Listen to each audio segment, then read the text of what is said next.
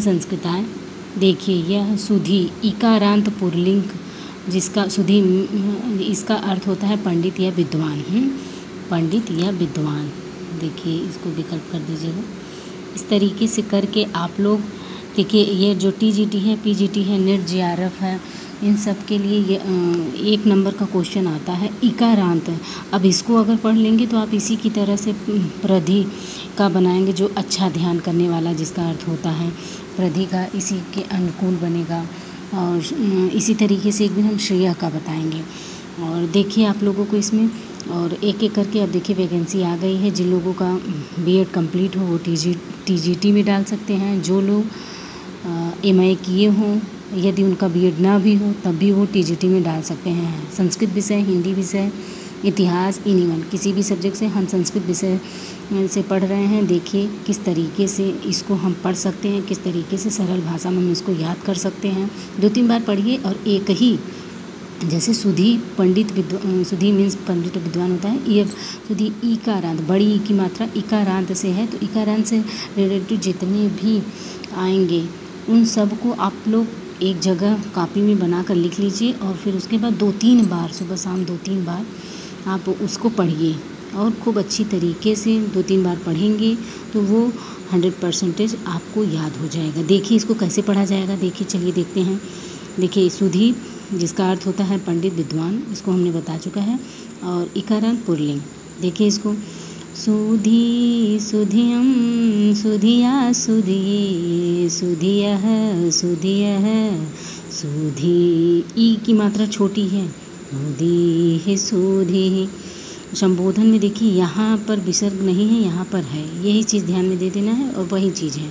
हाँ अब इसमें ये देखिए थोड़ा सा ये ध्यान में दे लेंगे, पंचमी और खष्टमी, खष्ट इन सब का एक ही जैसा होता है।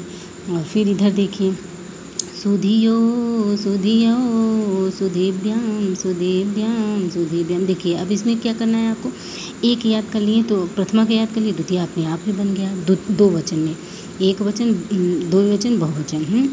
और इसमें देखिए किस तरीके से इसमें एक ठो ये याद कर लिए, मतलब 3 ठो इसमें याद करना है। एक ठो ये याद कर लेंगे, एक ठो ये और फिर एक ठो ये अपने दिमाग में सेट कर लीजिए। ये तीसरा है तो तीसरा मतलब क्या बोलते हैं इसको, एक वचन, तृतीया, चतुर्थी और पंचमी, इन तीनों में एक ही बनेगा। और प्रथमा द्वितीया में एक जैसा होगा, फिर उसके बाद इधर षष्ठी और सप्तमी में एक जैसा होगा। फिर जो यहाँ प्रथमा में होगा वही हे लग जाएगा, बस शुद्ध हो जाएगा। अब इसमें देखिए कभी कभी इन्हीं दोनों को ही में से एक कोई पूछ लेता है, नहीं तो फिर अधिकतर वैसे ये ज़रूर पूछता है, ये इम्पॉर्टेंट है। इसको कैसे पढ़ना है, सुधियः सुधियः सुधिभ्यः, ये बहुत इम्पॉर्टेंट है, कई बार पूछा गया है।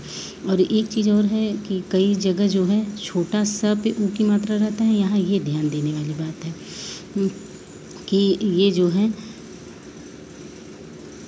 ये सप्तमी का बहुवचन है, तो सप्तमी बहुवचन, ये इस तरीके से इसको शॉर्टकट में लिखा जाता है। इस तरीके से लिख कर 2-3 बार पढ़ेंगे, ये चीज़ दिमाग में बैठ जाएगा तो यह कभी नहीं भूलेगा कहाँ क्या विसर्ग है, क्या कहाँ क्या लिखना चाहिए। और देखिए यहाँ पर जैसे अब ये अगर प्रथमा याद हो गया तो संबोधन अपने आप याद हो जाता है।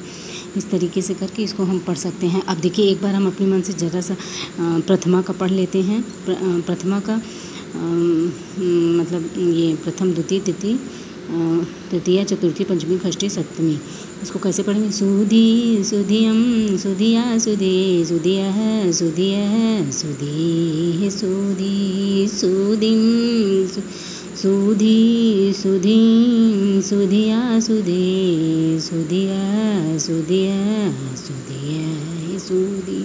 फिर इसको पढ़िए, अब फिंगर पे रख के पढ़िए, सुधी सुधियम सुधिया सुधी सुधिया सुधिया सुधिया सुधी। फिर उसके बाद इसको ये ध्यान में रखिए कि शुद्ध्यो बनेगा और फिर शुद्धिभ्याम बनेगा, शुद्धयोः बनेगा। यहाँ यो आ की मात्रा ओ की मात्रा रहेगी, यहाँ औ की मात्रा रहेगी, यहाँ पर औ की मात्रा रहेगी और यहाँ पर षष्ठी और सप्तमी में क्या है, ओ की मात्रा रहेगी। इस तरीके से करके इसको ये पढ़ा जा सकता है। अब कल हम काव्य प्रकाश के बारे में थोड़ा बहुत हम उसमें अपलोड करेंगे, जो हम पढ़ चुके हैं उसको देखिएगा आप लोग कैसा। अगर हम सही आप लोगों को सही लग रहा हो तो प्लीज़ लाइक सब्सक्राइब करिए। नमः संस्कृताय।